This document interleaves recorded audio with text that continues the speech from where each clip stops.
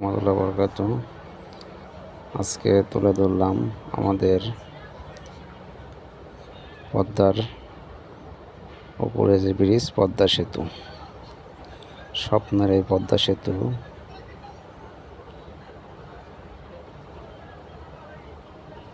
দেখতে কীরকম সেটা তুলে ধরলাম আপনাদের মাঝে।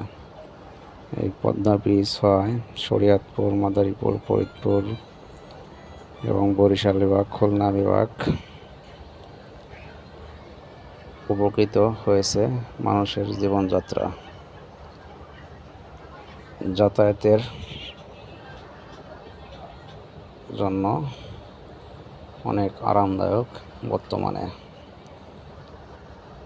আমার বাড়ি ফরিদপুর। আমি যাত্রাবাড়ি থেকে মাঝে মধ্যেই ফরিদপুর যাই, মাসে 2-3 বার।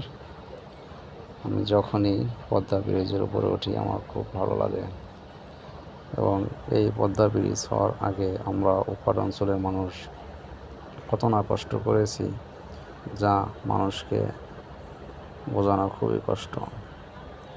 অনেক স্মৃতি মনে আছে, যেই স্মৃতিগুলো বললে চোখে কারো জল চলে আসবে। এরকম একটা সময় আমার জীবনে এসেছিল। আমি এবং আমার বড় ভাই, আমরা 2 ভাই নৌকায় ছিলাম। প্রচণ্ড বৃষ্টি এবং প্রচণ্ড বাতাস, মনে হয় নৌকাটা মরে যায় বা তলিয়ে যায়। তখন ভাবতেছিলাম যে এই মনে হয় 2 ভাইয়ের মৃত্যু একসাথেই হয়ে গেল। এবং আল্লাহর অশেষ মেহেরবান, মাঝি দ্রুত একটা চরে ঠেকাই দিলেন। সেই চরে ঠেকানোর পরে আমাদের নৌকা থেকে পানি নিষ্কাশন করে পরবর্তীতে আবার চালানো হলো। ঈদের সময় এরকম একটা যাত্রা ছিল 2011 সালে। এবং আরেকটা বার আমার খুব মনে পড়ে, প্রচণ্ড বৃষ্টি, প্রচণ্ড ঝড়, মাওয়া ঘাটে যাওয়ার পরে এক সময় দেখি যে লঞ্চ ফেরি সব বন্ধ করে দিয়েছে। এই পাশ থেকে আমাদের ইলিশ বাসে নিয়ে গেছে, ওরা বলে নাই যে ওপাশে যাওয়ার আর কোনো ব্যবস্থা নাই।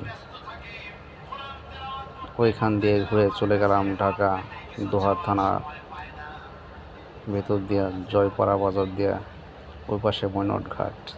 ওইখানেও একই অবস্থা, পুলিশ পাহারায় কোনোভাবেই ছাড়ছে না, মানুষ যাতায়াত করা পারতেছে না।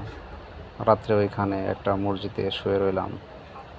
শুয়ে থাকার পরে স্থায়ী কিছু দোকানদার ছিল, 12টা-1টার দিকে তারা আমাদের খোঁজখবর নিলেন। এবং আমার মনে হইল যে ঢাকা জেলার দোহার থানার লোকজন খুব ভালো মানুষ। তারা আমাদের অনেকবার খোঁজখবর নিলেন, আমরা কি খেয়েছি না খেয়েছি তা দেখলেন, জিজ্ঞাসা করলেন এবং আপ্যায়ন করার যতটুকু চেষ্টা ততটুকু তারা করলেন। আজীবনেও ভুলব না সেইখানকার এই লোকের ভালোবাসাটা। এবং একটা মসজিদে শুয়ে রইলাম।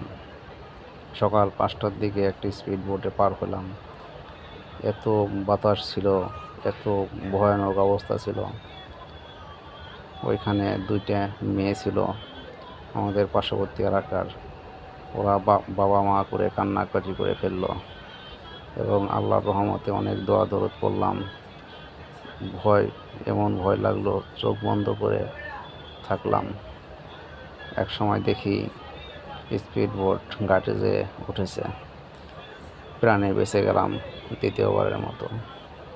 এইসব কথা যখন মনে পড়ে খুবই কষ্ট লাগে। এবং এখনকার যে অবস্থা, আল্লাহর অশেষ মেহেরবান, এই পদ্মা ব্রিজটা আমাদেরকে আল্লাহ দিয়ে করে আল্লাহর রহমতে হয়েছে, এই জন্য আল্লাহর কাছে শুকরিয়া।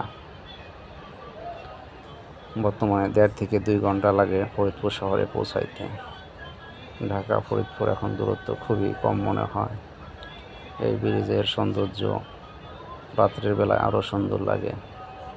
রাত্রে আপনারা যাতায়াতের সময় সামনে সিটে বসলে খুব ভালো লাগে রাস্তার দৃশ্যটা।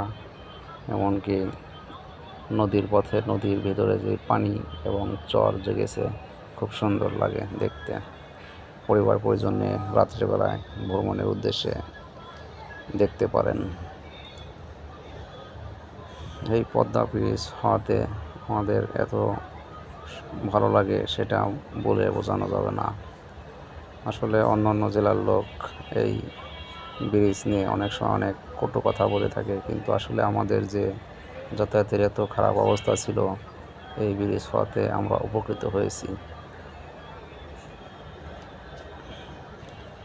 এখন ব্রিজ প্রায় শেষের দিকে পার হয়ে ওই পারে চলে যাব এবং এই আর একটু পরেই দেখা যাবে ব্রিজের সময় শেষের দিকে। তারপরে ওপারে কিছু লোক দেখে চলে, এই যে রেল স্টেশন দেখা যাইতেছে,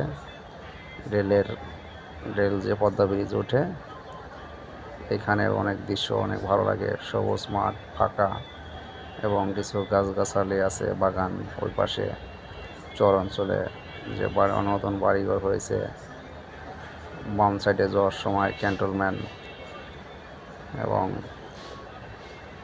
এই যে অনেক সুন্দর লাগতেছে এখন গাছপালাগুলি, প্রকৃতিক একেবারে। ব্রিজ পার হয়ে গেলাম, ব্রিজ পার হওয়ার পরে এখন চলে আসছি একেবারে, এখন চলে যাব একবারে সরাসরি একেবারে শরীয়তপুরের ভিতরে ঢুকে পড়লাম ব্রিজ পার হয়ে। যে অনেক সুন্দর লাগতেছে, গাছপালাগুলি দেখতে অনেক সুন্দর, তুলে ধরলাম আপনাদের মাঝে। ভিডিওটা ভালো লাগলে আরেকজনকে লাইক দিয়ে দেবেন, সেও দেখবে। আমাদের একটা প্রাণের দাবি ছিল পদ্মা ব্রিজটা হয়েছে, এজন্য আল্লাহ তাআলার কাছে শুকরিয়া। একটা গাছের পাতাও নড়ে না আল্লাহর হুকুম ছাড়া। তো আমি মনে করি আল্লাহর হুকুম হয়েছে, কে করলো কোন সময় করলো ওটা মুখ্য বিষয় না, দেশের জন্য হয়েছে। আসসালামু আলাইকুম।